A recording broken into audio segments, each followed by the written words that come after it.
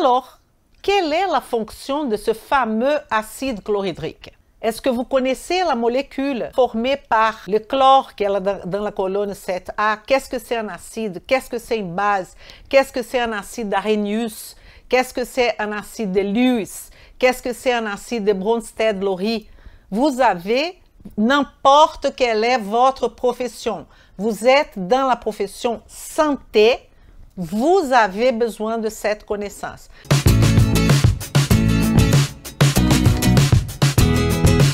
Vem comigo! Bom dia, boa tarde, boa noite, bonjour et bonsoir. Je vous montre de A à Z comment appliquer la nutrition fonctionnelle pour transformer des vies, la vôtre et celle de vos patients. Si je dis ça, c'est tout simplement parce que cette chaîne, elle est dédiée aux professionnels de santé, exclusivement aux professionnels de santé. Je suis Elisa Marceau, chirurgien dentiste, naturopathe et spécialisée en nutrition fonctionnelle. Vous tous qui ont un rapport, ont une préoccupation avec la santé de l'autre, vous êtes tous bienvenus. Parce que ici, c'est une chaîne d'application de la nutrition fonctionnelle. Ça veut dire que l'alimentation, la nutrition, elle a une fonction. Attention de ne pas mélanger alimentation fonctionnelle avec nutrition fonctionnelle, avec des concepts beaucoup plus larges. Aujourd'hui, on va donner continuité à notre étiquette. Et pourquoi je dis étiquette? Feuille, parce que vous vous rappelez la conception de l'arbre. Je vais vous montrer tout de suite pour que vous puissiez vous rappeler. Cette conception de l'arbre, c'est qu'on a le sol, les racines, qui vont être la raison principale de la cause du problème qui sont là-haut, au niveau de feuilles. Le tronc, ça sera le signe, le symptôme, et après on aura l'expression qu'on va appeler les diagnostics, soit les diagnostics médicaux classiques, soit les diagnostics avec les étiquettes. Nous, on est plutôt dans le sol, dans les racines et dans le nœud de biologique, qui est rien d'autre que la biochimie individualisée. Pour cela, on va poser de bonnes questions. On va savoir quels sont les antécédents de notre client ou de notre patient. On va savoir quels sont les éléments déclencheurs et on va savoir quels sont les médiateurs. Aujourd'hui, on va continuer à traiter de notre hypochlorhydrie, qui est une étiquette. Une étiquette. Et on a déjà regardé physiologiquement comment on produit cet acide chlorhydrique. C'est très beau. Je n'ai pas vu beaucoup de cartes mentales dans notre communauté. Est-ce que je me trompe? Je vous explique toutes ces explications que je vous donne tous les mardis et tous les jeudis, que vous notez dans un petit papier, dans un coin de votre cahier ou même dans un cahier. C'est moi qui dis. C'est moi qui construis cette connaissance. On a besoin d'un apprentissage actif. Et c'est pour ça que les gens rentrent à l'école et ils sortent avec pas beaucoup d'applicabilité.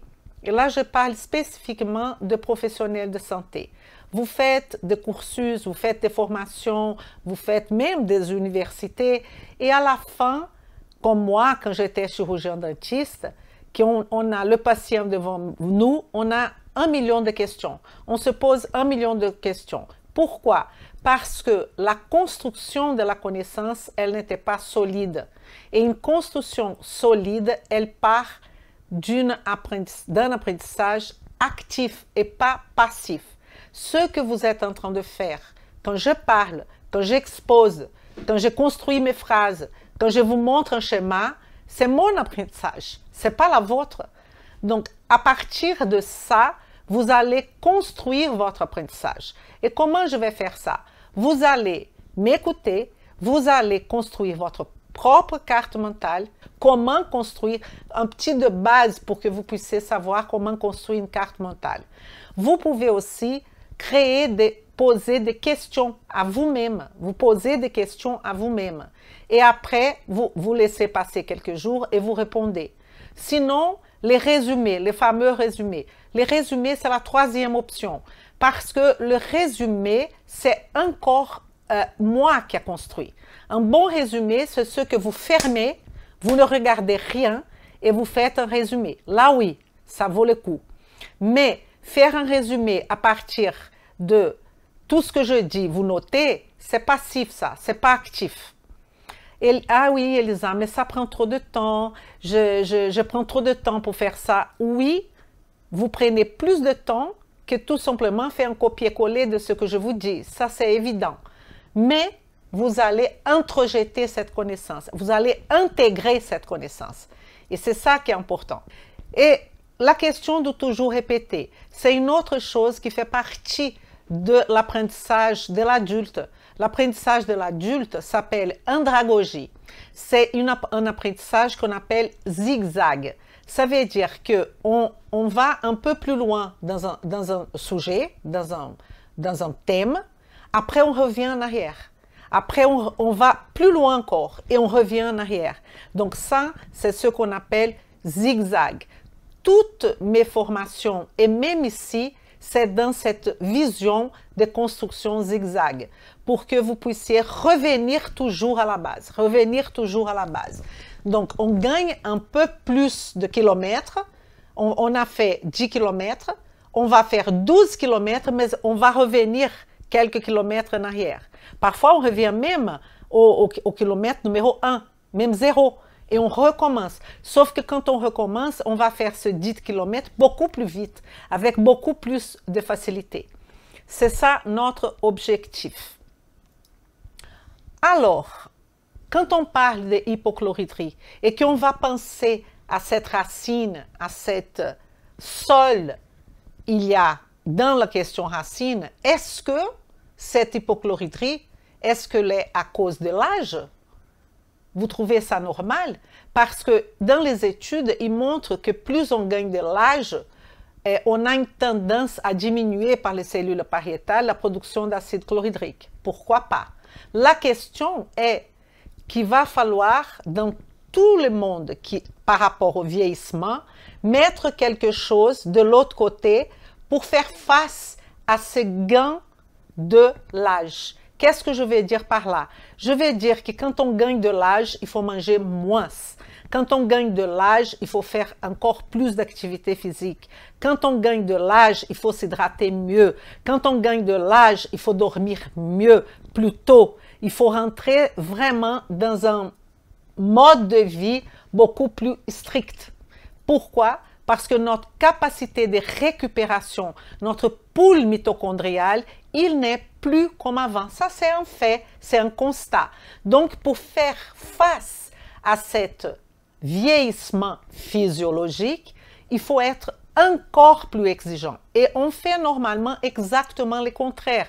On dit, oh la pauvre mamie, le papier est tombé par terre, je vais prendre le papier pour elle. Le contraire. Oh la pauvre mamie, je vais la laisser passer devant tout le monde. Oh la pauvre mamie, il y a un bus à prendre, donc on va la laisser passer pour prendre le bus. Il faut marcher, il faut faire tout le contraire de ce que les gens normalement font. Je sais, c'est un changement, un basculement d'habitude, mais là, on est bien en train de travailler le sol. Mais le problème de tout ça, c'est que quand je dis ça, c'est très beau, tout va bien. Mais comment convaincre votre patient? Qu'est-ce que vous allez implémenter en tant que professionnel de santé? Vous, coach sportif, vous, médecin, comment vous allez convaincre votre client? Au travers de techniques qu'on va utiliser pour faire que ce patient ou que ce client sorte de sa pré-contemplation et qu'il rentre dans l'action. Mais après l'action, on va aussi avoir la problématique qu'il peut revenir re-shooter. et revenir à l'état d'avant. Donc, c'est compliqué. C'est simple à comprendre, mais c'est très, très complexe à implémenter. Ça, c'est sûr. Est-ce que cette personne, là, je parlais de l'âge, que de l'âge.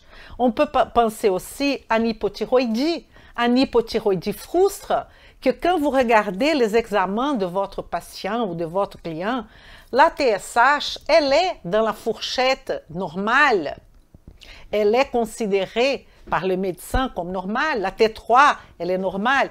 Mais quand on va voir les valeurs optimales, qui ne sont pas les valeurs statistiques, les valeurs acceptables, mais plutôt optimales, on va voir que cette personne a peut avoir une hypothyroïdie frustre.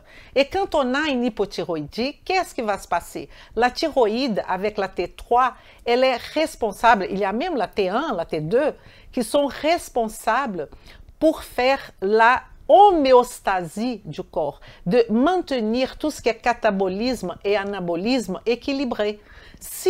Pourquoi? Parce qu'elle va agir directement dans la pompe sodium-potassium. Au niveau du cœur, pompe sodium-potassium, elle est partout, comme je vous ai montré la dernière fois, qu'elle va même servir à la production de protons. Vous vous rappelez de ça? Alors, si on a une hypothyroïdie, on aura un problème de métabolisme. On sera un hypométabolisme. On peut aussi, par rapport à ce que la personne mange, à ce qui va se passer, créer une maladie auto-immune comme Hashimoto, qu'elle peut être hypo. Tout ça, l'hypochlorhydrie est là-dedans. Donc, vous comprenez qu'il y a plusieurs raisons. Il y a aussi le stress. Il y a le stress qu'est-ce qui va se passer? On aura la surrénale qui va faire un effort énorme. Elle a comme priorité la production du cortisol. Et là, ça va déjà perturber les hormones qui sont nos hormones sexuelles. Elle va aussi perturber avec le système nerveux sympathique qui va prendre le dessus et tout ce fonctionnement-là d'acide chlorhydrique, de digestion, est fait par le système parasympathique, par l'acétylcholine et quand on a, par le système vagovagal que je vous ai montré. Et donc, quand on prend le stress et qui vraiment il prend le dessus, je ne parle pas d'un petit stress là et ici. Le stress, c'est une condition physiologique, c'est la condition de survie, c'est normal. Mais je parle du stress chronique, du feu qui brûle tous les jours, tout le temps, pendant des années. Là, on peut avoir aussi une baisse de diverses sécrétions digestives. C'est normal parce que le système sympathique prend le dessus, il arrête le système parasympathique qui est effectivement le système responsable pour la sécrétion céphalique, gastrique et intestinale de notre corps. Alors, ce n'est pas que ça. On peut avoir aussi un problème au niveau de l'alimentation. Une personne qui a une alimentation carencée, attention, alimentation avec carence. Vous pouvez avoir une personne qui est en surpoids, qui mange énormément en termes de quantité et qui est en baisse de densité nutritionnelle. Elle n'a que du sucre, elle n'a que de densité calorique, mais elle n'a pas de densité nutritionnelle. Il faut manger de tout? Non. Il faut manger tout le temps? Non. Il faut faire de jeûne? Ça dépend. Pour qui? Pourquoi? Il faut faire de diète cétogénique, il faut faire des diètes de je ne sais pas qui, ça dépend. Tout va venir selon la proposition biochimique de chaque être humain. Donc, donner à quelqu'un un nom de diète cétogénique, ça veut dire effectivement que cette personne n'aura plus la possibilité de manger du glucide ou en quantité de glucides très bas. Il y a des corps qui répondent bien, il y en a d'autres qui répondent très très mal. Mais quel type de sucre vous allez proposer? À qui vous allez proposer ça? Quel est l'âge de cette personne? Et ça va aussi changer au long du cycle de vie cellulaire et du cycle de vie de la personne. Elle va vieillir, elle va changer. Il y aura des événements externes qui vont influencer. Elle va peut-être passer un moment qu'elle a plus envie de manger, d'autres moments qu'elle a moins envie de manger. Comment vous allez donner la conscience à votre client ou à votre patient de tout ce processus? C'est ça notre objectif ici, c'est de vous montrer tout ça. Montrer, mais montrer, ça ne veut pas dire apprentissage. Apprentissage, c'est votre partie. Ça veut dire, moi, mes 50%, c'est de vous présenter, c'est de chercher, c'est de faire le maximum. Donc, j'essaye de faire 150% de mon 50%. Est-ce que vous faites 150% de votre 50%? Alors, quelle est la fonction de ce fameux acide chlorhydrique? Déjà, est-ce que vous connaissez la molécule qu'elle est formée par le chlore qu'elle est dans la colonne 7A? Qu'est-ce que c'est un acide? Qu'est-ce que c'est une base? Qu'est-ce que c'est un acide d'Arrhenius? Qu'est-ce que c'est un acide de Lewis? Qu'est-ce que c'est un acide de Bronsted-Lowry? Vous avez n'importe quelle est votre profession. Vous êtes dans la profession santé. Vous avez besoin de cette connaissance. Sinon, vous allez, et je ne sais pas à qui je parle, donc vous allez me permettre d'utiliser ce mot un peu fort, mais ce n'est pas du tout contre vous. Vous allez être un professionnel médiocre, un professionnel qui connaît les choses qu'un garçon du lycée connaît aussi. C'est pas ça notre objectif, c'est de dépasser cet stage-là, c'est d'amener notre client et notre patient au travers de notre spécialité en termes de santé à la vitalité positive. Et n'importe ce que vous faites, tout doit passer par les sols, par la racine et par le tronc. C'est obligé. Donc, on va parler de fonctions. La première fonction, qu'on peut parler, c'est que l'acide chlorhydrique, attention, il facilite l'absorption. Donc, à chaque fois que je dis que l'acide chlorhydrique facilite, vous pensez qu'une personne qui a un problème quelconque, ça peut être hypochlorhydrie, ça peut être un manque de mucus, un problème au niveau de l'estomac, on aura difficulté d'absorption du fer, du calcium, de la vitamine B12, vous vous rendez compte? Du zinc, du magnésium, du manganèse, là c'est manganèse, de tout ce type de minéraux et de vitamines. La vitamine B12, elle est d'une importance capitale, parce qu'elle fait partie d'un phénomène qui s'appelle méthylation. Et la méthylation, elle a un rapport avec notre code génétique, parce que la méthylation, elle va laisser nos gènes en silence. Ils ne vont pas s'exprimer. 99% de nos gènes sont en silence, parce que si on méthyle bien. Et si on ne méthyle pas bien, on a besoin de la B12 pour méthyler, on a besoin de la B9, du folate, de la B6, de plusieurs éléments pour bien méthyler. Et si on ne méthyle pas bien, on va avoir des problèmes au niveau de l'ADN. On va avoir des problèmes partout. On sera en hyper ou en hypométhylation. Après, donc cette vitamine B12, cobalamine, elle n'est pas que pour le facteur intrinsèque. Elle a toute une autre fonction que sera compromise par cette hypochlorhydrie. Il y a aussi l'absorption de certains médicaments qui ont besoin d'un environnement extrêmement acide. Évidemment, c'est l'absorption de médicaments qui sont péros, capsules, de comprimés qui vont par la bouche, péros, comme par exemple, je ne peux pas dire de nom de médicaments, donc sont les conazoles, ok? Conazoles sont aussi d'azatinib. Vous savez, tout ce type de médicaments qui sont parfois très importants pour le patient et qui ont besoin de cette acidité estomacale pour que ça marche. Il y a aussi une autre question de cet acide chlorhydrique. Ça, c'est essentiel. ce que je suis en train de vous dire. Essentiel. Croissance bactérienne excessive. Évidemment, parce qu'il y a certaines bactéries qu'elles ne supportent pas l'environnement acide. Et à partir du moment que j'ai l'acide chlorhydrique dans mon estomac, cet acide va avoir cette action bactéricide et qui va contrôler alors le microbiome de mon corps. Parce qu'à partir de là, ces bactéries ne vont plus aller au duodénum et elles seront tuées à ce moment-là.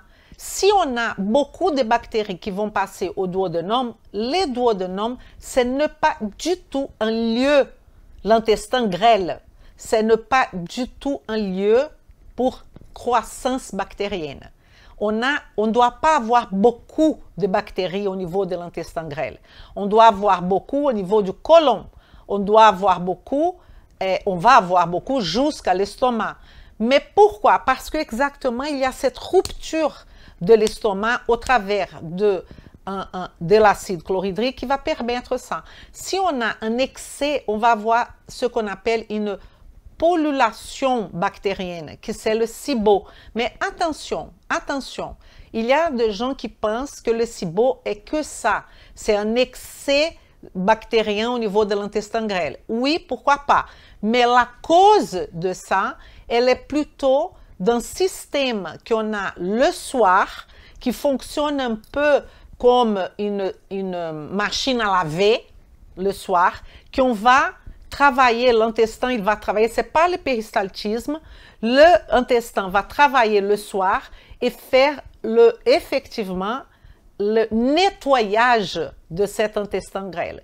Et quand on a un problème à ce niveau-là, on peut avoir un SIBO. Il y a plusieurs causes du SIBO.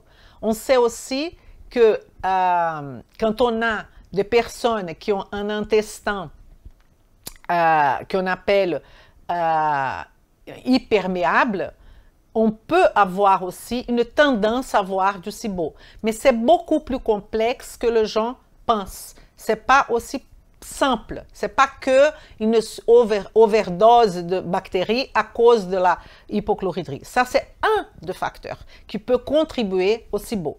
Il y a une formation j'ai là dans ma boîte, une formation sur le SIBO qui prend 10 modules. Parce que là, on est plutôt dans les feuilles. Vous comprenez? Alors, quoi d'autre? Infection entérique. Ça va prévenir des infections pour la même raison bactérienne. Il y a des infections entériques.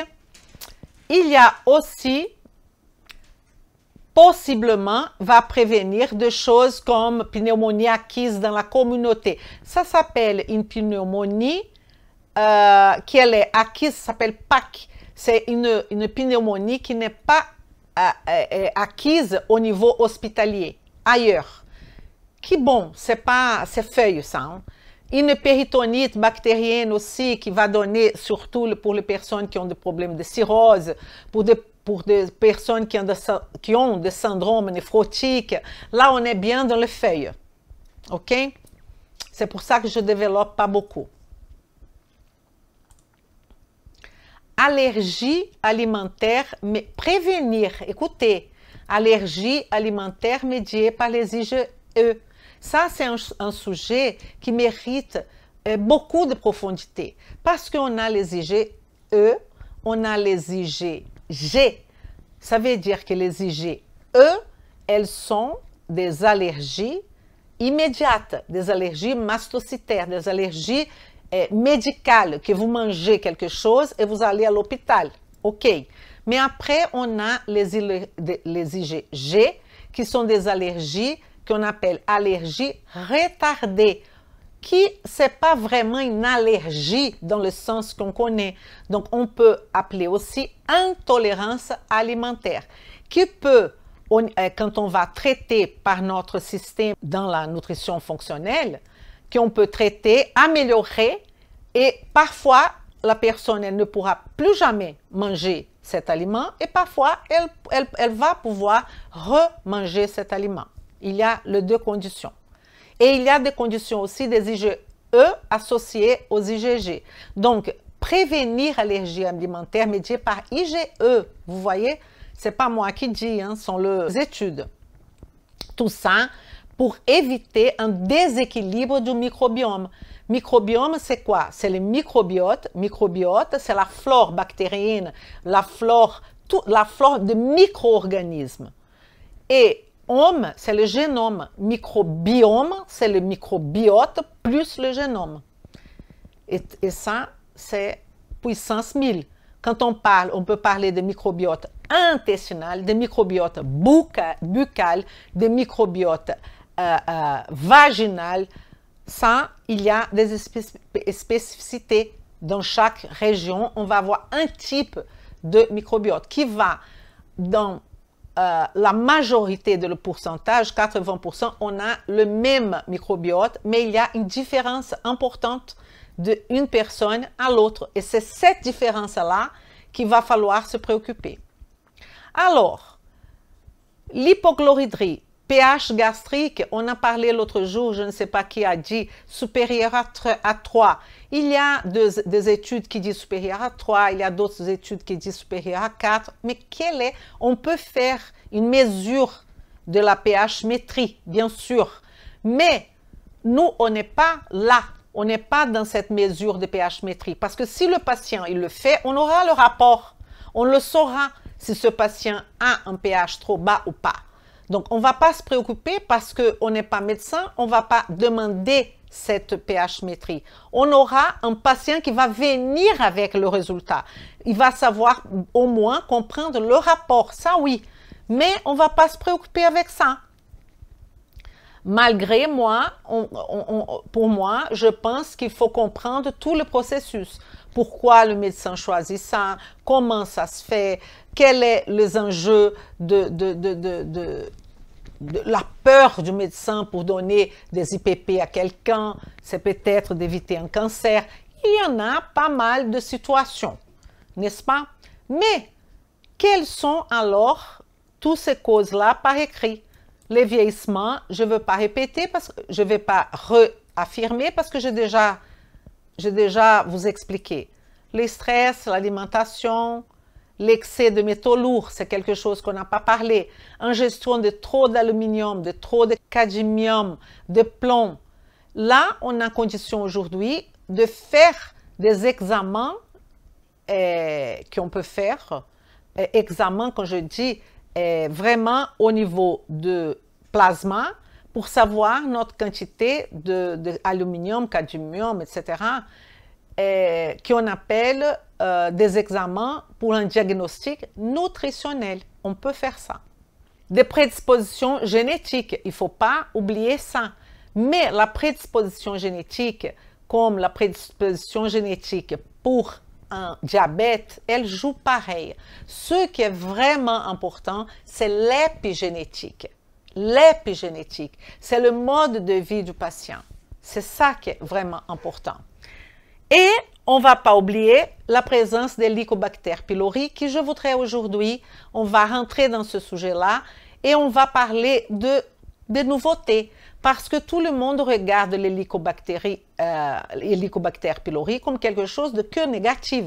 Et aujourd'hui, on sait que la population western, nous, on a besoin de ces Helicobacter pylori pour aussi avoir cet ajustement de notre éobiose. Éobiose, c'est le contraire de dysbiose. Helicobacter pylori, le nom il dit déjà, il devrait se localiser, son lieu devrait être au niveau du canal pylorique, au niveau de l'antre. Quand il commence à voyager ailleurs, que ça va causer des problèmes. Mais c'est une minorité, il faut le savoir. Et les gens adorent discuter ce sujet des Helicobacter pylori. Adorent. C'est un truc impressionnant.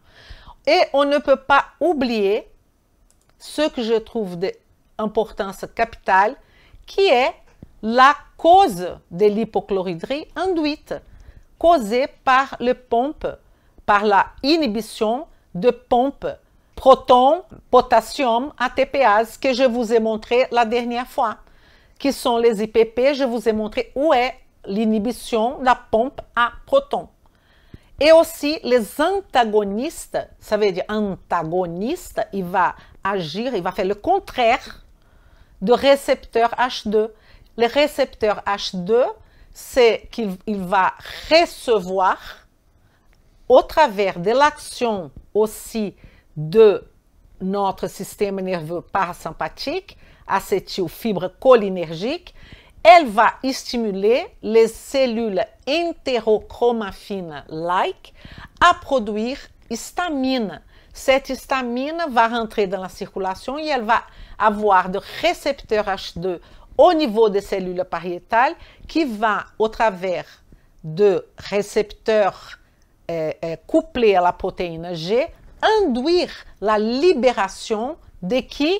De l'acide chlorhydrique. Tout ce que je vous ai expliqué la dernière fois. Mais ce que vous avez besoin vraiment, c'est de poser ces 4 questions à votre client ou à votre patient. Parce qu'il y a un mélange entre hypochlorhydrie et hyperchlorhydrie. Alors, quelles sont les questions qu'on doit poser à notre client? Alors, hypochlorhydrie et hyperchlorhydrie. Une question, éructation.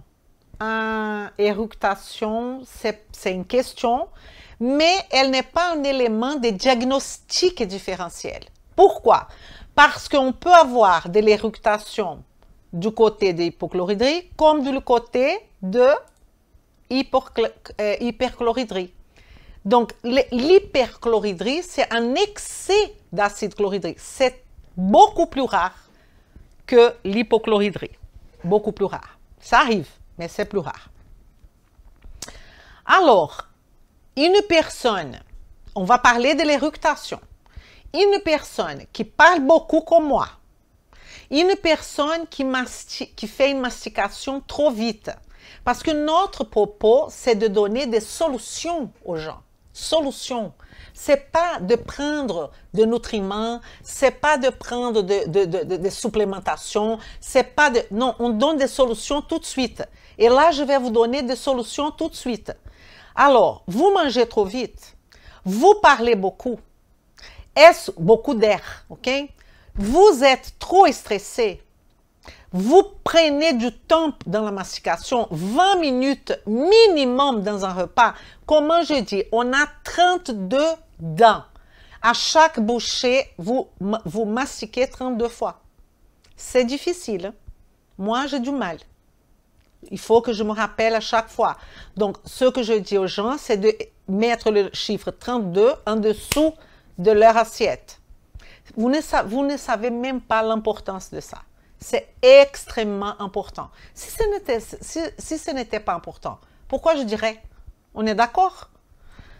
Et après, les gens me disent, Elisa, pourquoi vous avez autant de patients? Pourquoi vous avez de patients que pour 2022? Et là, c'est fermé en plus, parce que je ne peux plus prendre de patients. Pourquoi? Parce que je vais à la base et j'insiste et je travaille. C'est pour ça. Et je vous montre tout là. Alors, boisson gazeuse, ça peut être une cause. Chewing gum, mon Dieu, les chewing gum des enfants, qu'est-ce qui va se passer? Je vous ai dit qu'on a une phase céphalique. La phase céphalique, on est hors estomac et on a déjà une communication vagale. Et on commence déjà à donner des informations à notre estomac. Augmentation salivaire. Mais il n'y a rien qui va venir. Donc, qu'est-ce qui va se passer? Vous allez avoir des problèmes estomacaux, c'est sûr. Ah, mais elle n'a pas. Elle a quel âge, cette personne? 12 ans, 18 ans. Le corps, il tient beaucoup de temps. Vous savez que tout commence à dégringler à un moment donné.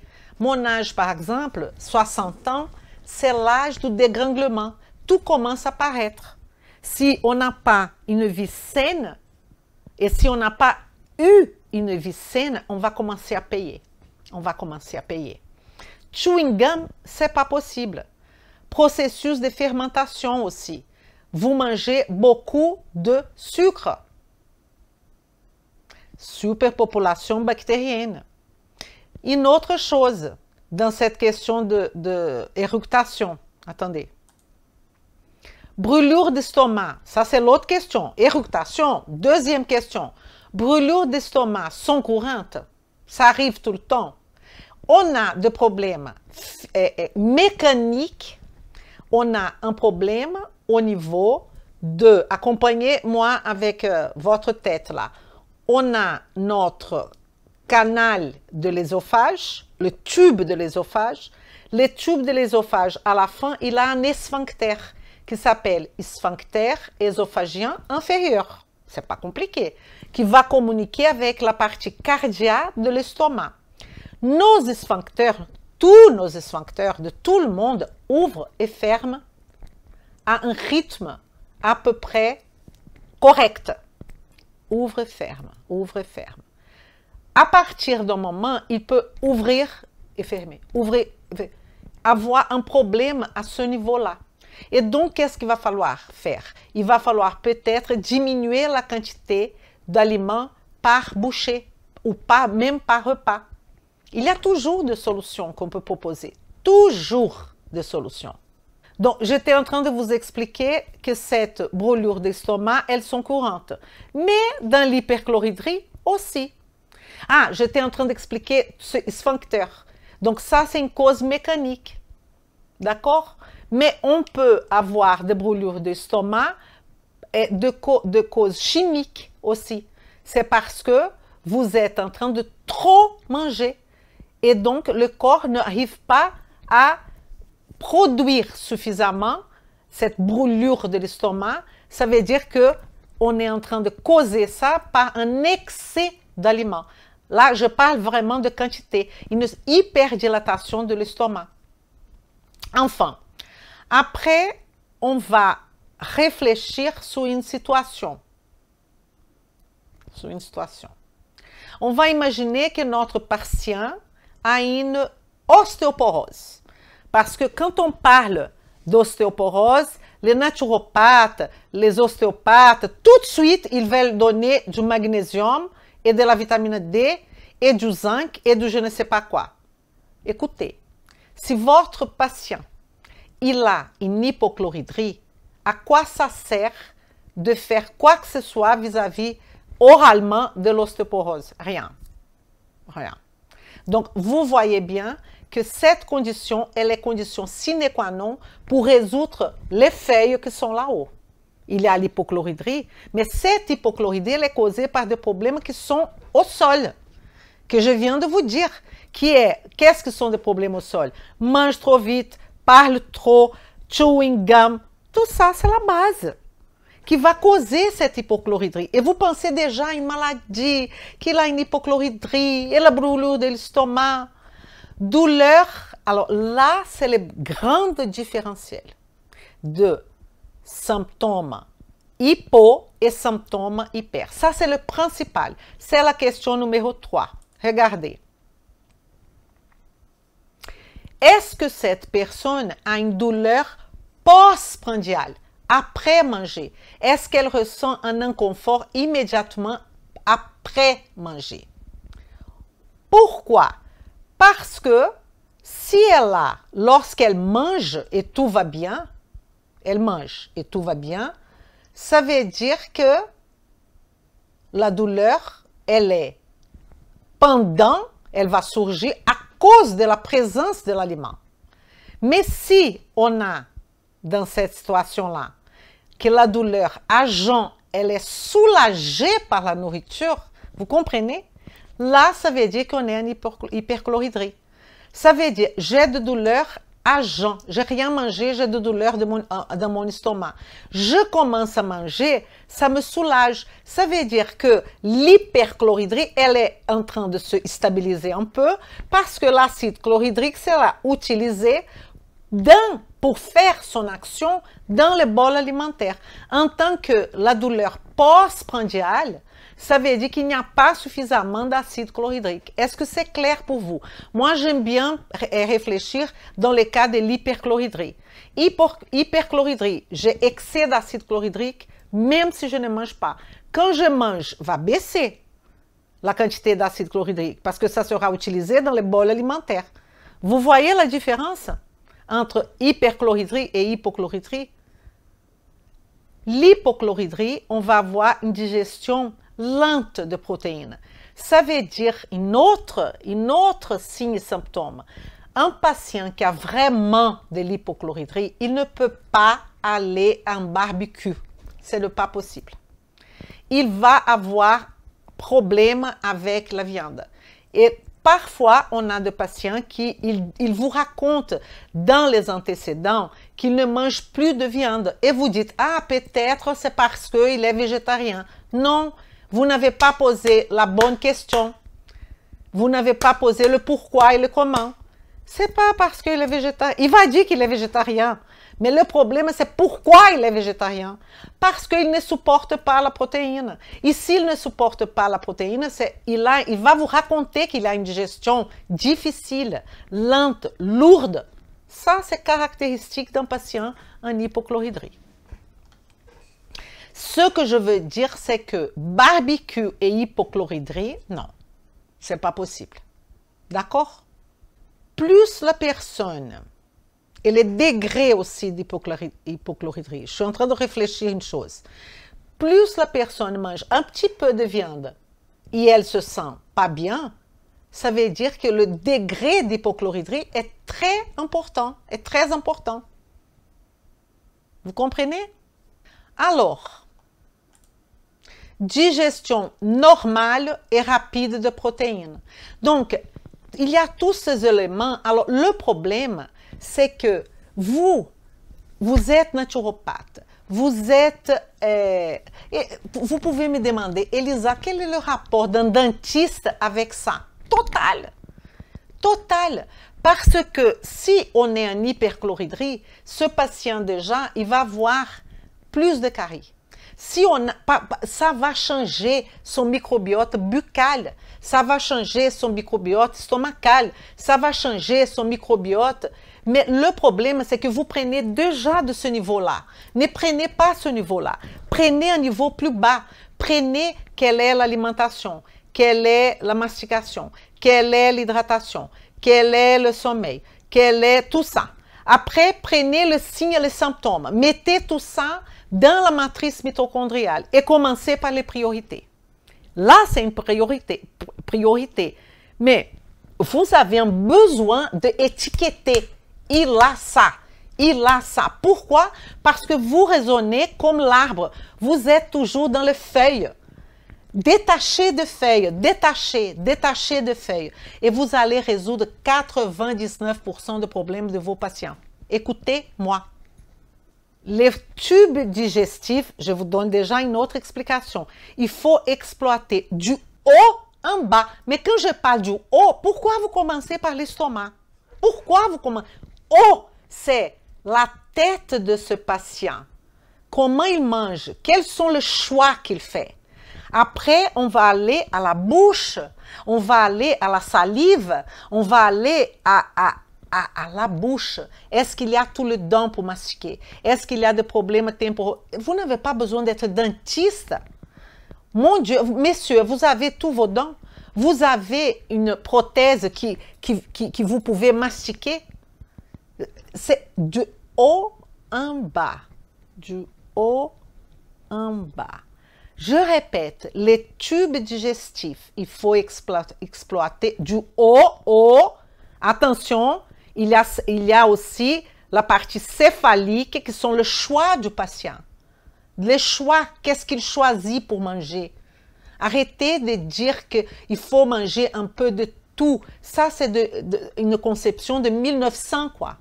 Il faut jamais manger de tout. Jamais.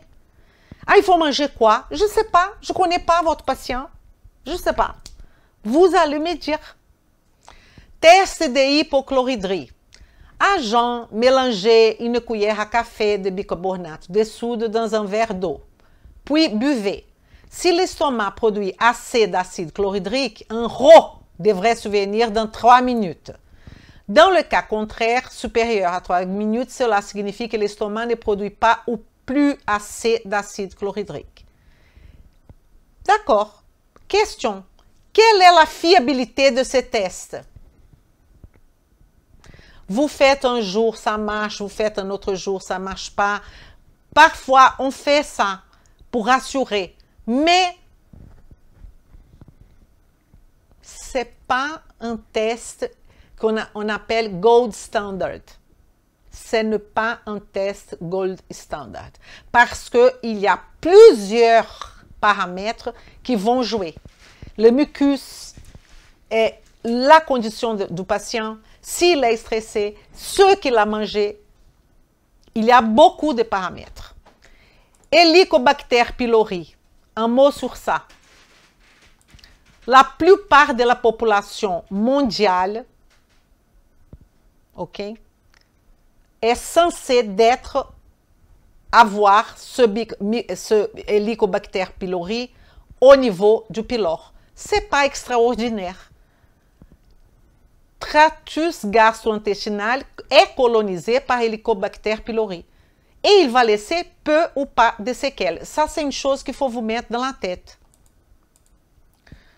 Quelques individus vont avoir une inflammation de la muqueuse gastrique. Et là, on aura une virulence de cette souche d'Helicobacter pylori, une susceptibilité génétique de l'hôte, l'âge, acquisition de plus d'infections et facteurs environnementaux. Qu'est-ce qui va faire cet Helicobacter? Il y aura une diminution de l'acide chlorhydrique, du mucus et du bicarbonate. Là, on a un problème, c'est vrai. Mais on a déjà aujourd'hui des tests génétiques pour voir cette condition. Quelques gènes là qu'on peut chercher. Sérologie du test de Helicobacter existe. Sérologie, test salivaire, test dans les selles, test respiratoire. Il y a tous les tests au monde. Mais ça, c'est facile. Le médecin, c'est la première chose qu'il va faire, c'est le test. Pour dire si la personne a ou pas l'Helicobacter pylori. Et immédiatement, qu'est-ce qu'il va faire? Il va donner des IPP. Le problème, c'est que donner des IPP, pourquoi pas? Mais pour une période courte. Et il y a des gens qui vont avoir ça pendant, comme j'ai eu un patient, je ne vous mens pas, pendant 30 ans. Alors, facteurs environnementaux, ça veut dire quoi? Ça veut dire que cette personne, et là, vous voyez qu'on est encore dans la base, elle ne mange pas beaucoup de végétaux crus. Qu'est-ce qu'elle mange?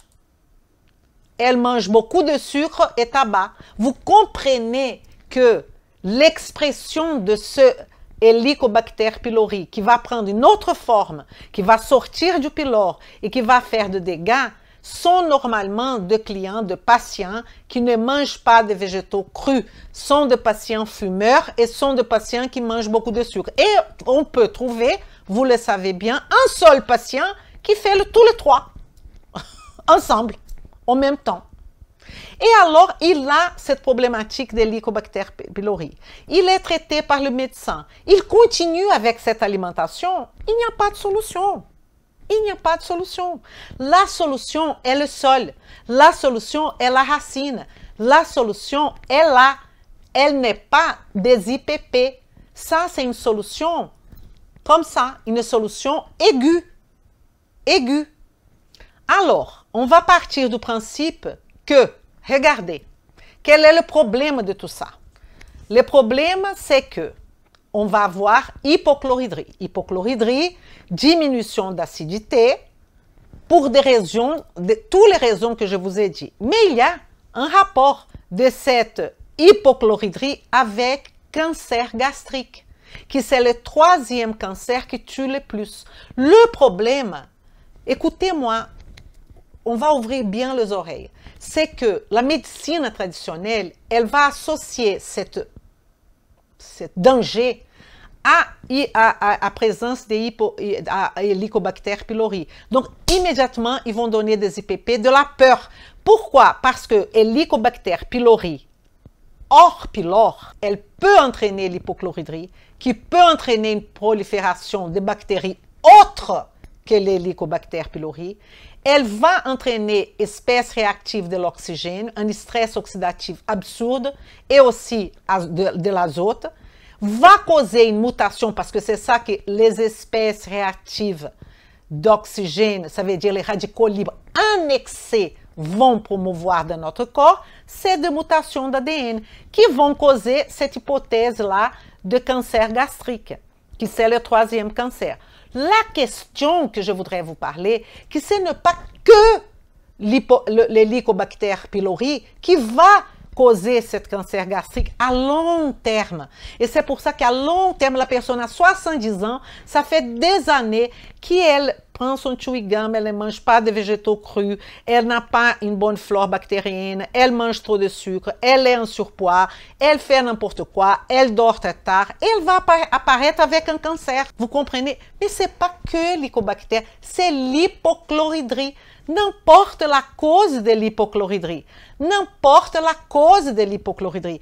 Et c'est pour ça que j'insiste sur l'arbre, de travailler les racines, de travailler tout ce qui est sol et racines.